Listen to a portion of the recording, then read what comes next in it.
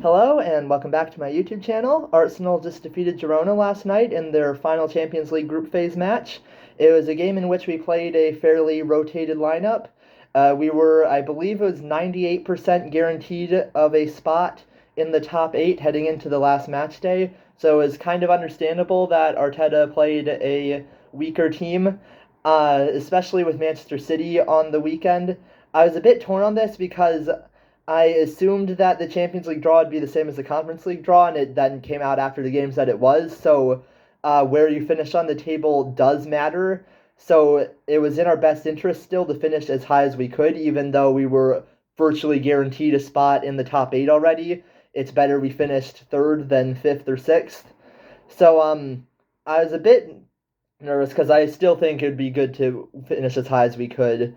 But I also understand we were already through pretty much, and also with a game against Manchester City on the weekend, uh, it's good to rest some players before such a monumental clash.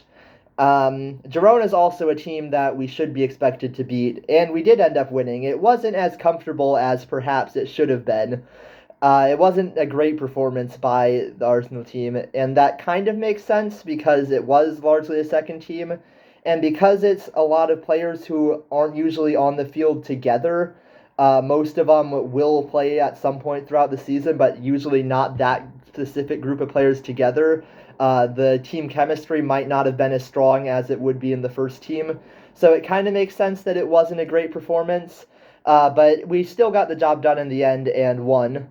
It was a bit of we got caught on the break for the goal from Girona, which is how we've conceded pretty much all of our goals in the past few months.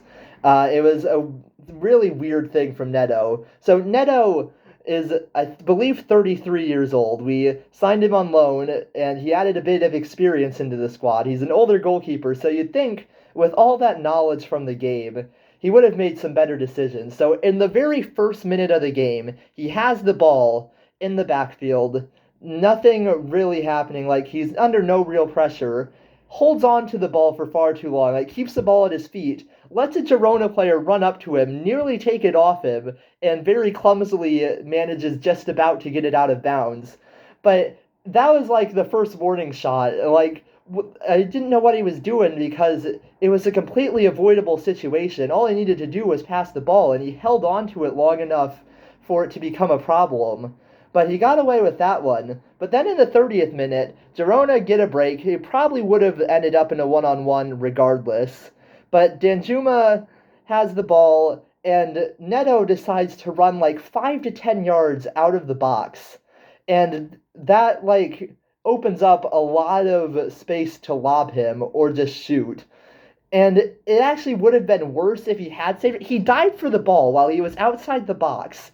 And it would have been worse if he had saved it because then he would have gotten a red card for using his hands outside the box, and we would have had 10 men for the next 60 minutes. It was just like, it was such a dumb decision, and you'd think someone as experienced as Neto wouldn't do that. And it was a very easy goal for Danjuma to score because Neto just made a really weird, dumb decision. And the funny thing was, the commentator for the next like 5 to 10 minutes just like couldn't fathom it. She kept talking about how confused she was about what Neto was doing because it really was that crazy. Like, it was such a weird thing. It reminds me of that game a while back against Wolves when Leno ran out of the box and punched the ball away and got sent off. Like, you just don't see that very often. I have no idea what Neto was doing. But a bit of stupidity got us behind in the game. A bit of stupidity then also got us back into it because Partey got the ball in the box. He got it beyond him. Partey shouldn't be on the team for off-field reasons, but he was on the team. He gets the ball into the box, goes forward a bit. Now there's a player in between him and the ball, but this Girona player isn't going to be able to get the ball, and so the Girona player just decides to foul Partey. But there were other things he could have done, and perhaps other teammates could have gotten to the ball. So it was a pretty dumb decision, and it gave Arsenal more or less a free penalty, which Jorginho, who was very calm and composed, took the chance to give us an equalizer. So Arsenal then were back in the game, and it was honestly like a goal that maybe we didn't deserve to have. Girona were doing pretty well, but then Ethan Nwaneri, that Nwaneri is special. That's all I can really say. Because obviously the goal, and that was like a Saka-esque finish of taking the ball in to his other foot, waiting a little bit, then just banging it into the into the goal from just inside the box. Beautiful finish, but it wasn't just the goal. He was everywhere on the field. He was back doing defensive work, and then getting forward and contributing to the attack. Like he's special. Like I've seen a few people say that he is doing at 17. Like he is playing right now better than Saka was playing at 17. And I don't know if I'd go that far or not, but he looks really good. And what kind of worries me is that he's in Saka's position and kind of taking his chance right now. But Saka's a really good player. And I feel like Saka's going to continue to get the start. And because of that, Nwaneri might eventually look somewhere else because he looks good enough to start somewhere. And if Saka goes ahead of him, which I assume he will, I'd prefer to have both very talented players. But the more Nwaneri develops, the more he might want to look somewhere else if he's not getting game time. So he might go eventually and do like in the same way that Smith Rowe went. I hope that doesn't happen, but I'm gonna enjoy him while he's here because, again, he's just a very talented player. That was a joy to watch him. Uh, so we took the lead in the game, and then it was a fairly boring second half. We largely just kind of closed out the result from there. Girona did get an equalizer, but it was called off. Uh, and it was offsides, even if it wasn't by much. So Girona lost their last league game. We went in. Uh, not Jesus.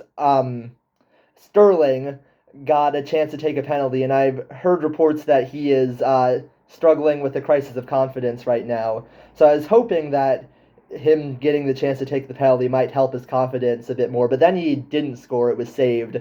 And I am a bit worried about that because if his confidence was low, that's just going to make it worse. And I feel kind of bad for him for that. And he did play decently well this game, even if he didn't score, but a missed penalty is not going to help a player who's already struggling with confidence. Uh, so that's a shame.